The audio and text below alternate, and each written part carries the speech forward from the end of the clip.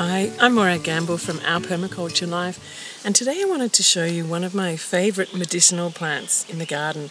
This is a plant that I have right at the edge of my veranda, and I use it for so many things in my household.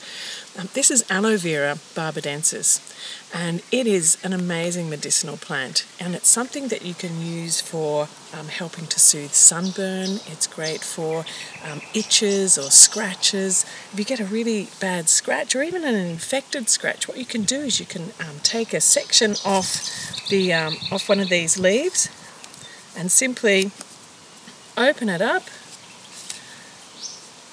Open it straight up and you get this beautiful gel inside here. And if you're wanting to put it straight onto a wound, you can actually just put it on and then strap it on and leave it.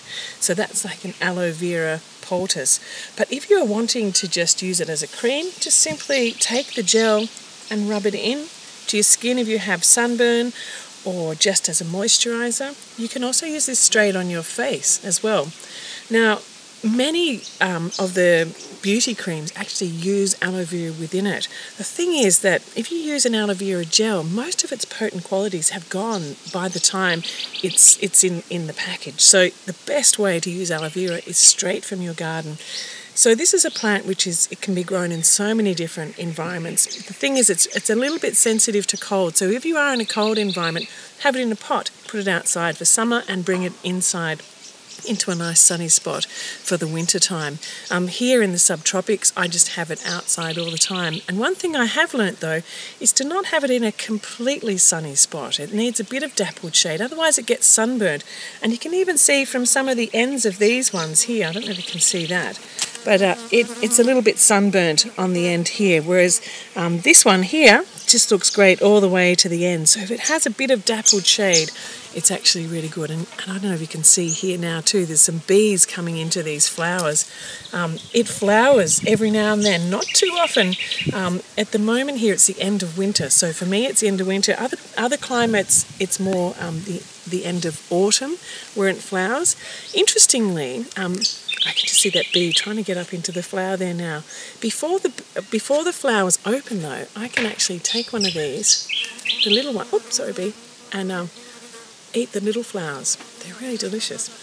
You can also eat the gel. Now the gel of aloe vera can be sliced out like this, like just sort of filleted out here, and that can be put into salads or smoothies, juices, or you can simply just put it in some water and let it steep and then drink that. A lot of people don't like it just eating it straight, but in a smoothie, imagine in a banana smoothie, you can not even taste it because it has a little bit of a bitter flavour.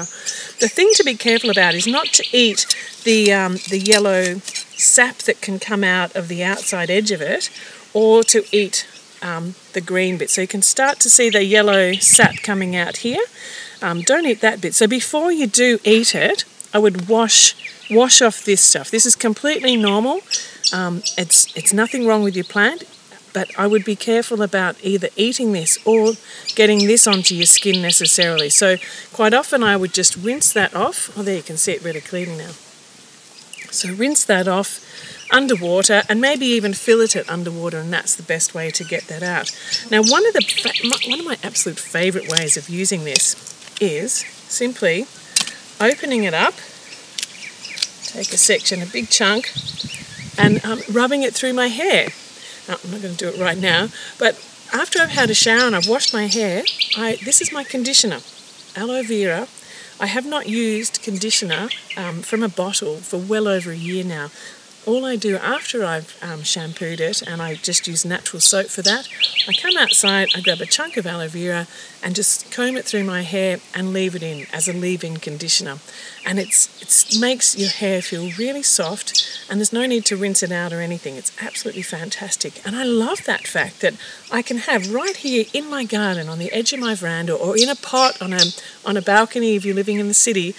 You can grow your own conditioner. You don't need any of the chemicals or fragrances or any of the packaging. You just grow it simply like this. And it's a perennial plant that will keep on coming.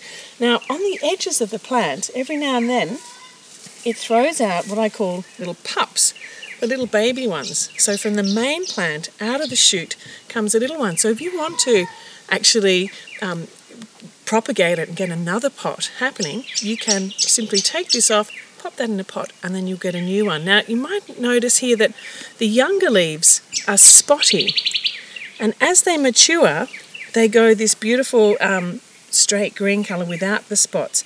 And it's these leaves here that I use more for the medicinal uses. These are the spotty ones, means that they're immature. So I tend to wait for this. Now, you don't have to take these off and replant them. You can just leave it and get a nice big clump.